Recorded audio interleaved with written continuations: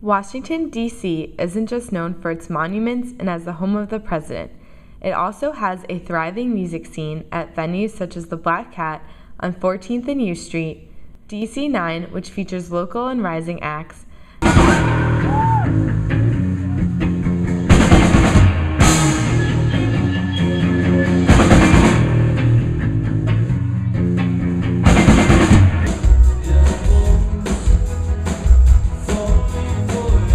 and the historic 930 Club. But what DC has in venues, it lacks in house shows and do-it-yourself spaces, until Subterranean A opened. We moved in August of '09, and then March of that year, this musician that we really liked named Radical Face said he was going to go on tour, but he didn't want to play like clubs and venues because it was really impersonal. And he was like, I'm trying to play weird places like graveyards and attics and lake houses and stuff. So we were like, oh, we got a place like that. So I think we were actually the only show that, like, he was planning on booking this whole extensive tour, and we were the first and only show of the tour. I don't know if that speaks to our resilience and that sort of things. But he came, and like people, we obviously never had a show here before. That was what, like 2 years ago? That was March 26, 2010. And like something like 140 people came out and loved it, and I honestly didn't think of doing too many shows after that. I sort of thought of it as a one and done. Subterranean A, which originally takes its name from an old sign in the apartment, is run by a group of 5 friends who mostly met at George Washington University. The friends group includes Phil Cohen, Adam Friedland, and Matt Casey, who organize shows in their spare time. They open their apartment every few weeks to hold a variety of eccentric acts in music and comedy. Tennis in August of 2010, and people were getting really excited about tennis at the time. It was sort of like at the right point in their hype cycle, and it was sort of like this need to top ourselves, so we just kept thinking about what we were going to do next.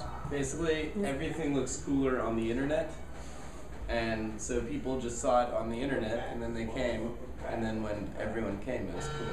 We turn 99.9% of everything blue. If you imagine, we have a show maybe once every 2 weeks, like at the most once a month at the like regular, I guess.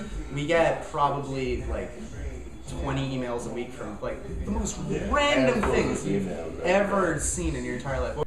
Subterranean A has also hosted acts from across the country, such as Big Troubles, Picture Plane, Bala Macabre, and Lower Dens.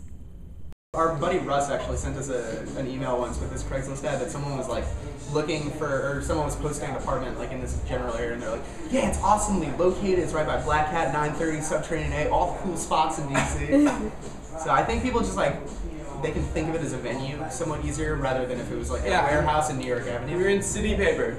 They had like a flow chart. There was something wrong with every other one. We got affirmative for all of the answers. We're just sort of playing it by ear. We take it literally month to month. Like today we got an email from a band that we had before that we really liked, and it was a great show, but they're looking to book, like it might very well happen, but they're looking to book like in like 4 months or something. In April, Yeah, we've taken it always just sort of show by show, so for us, like we can't really do it months in advance because we don't know sort of what's going to be happening, what everyone's going to be into. Yeah. I don't think at this point I could work at a venue. I would need to run a venue, so eventually, you know, when I, move away, I'm going to find a space and just have like something like this. Now that I've started doing, I can't. I look forward to April 1st every year because I can post a fake April Fool's show. And what did I write? I wrote a good one last year. I wrote Scott Stapp's This year's April Fool's joke, don't tell anyone, is Afro Man and Lana Del Rey. That's it! On 420. Yeah, that's this year's.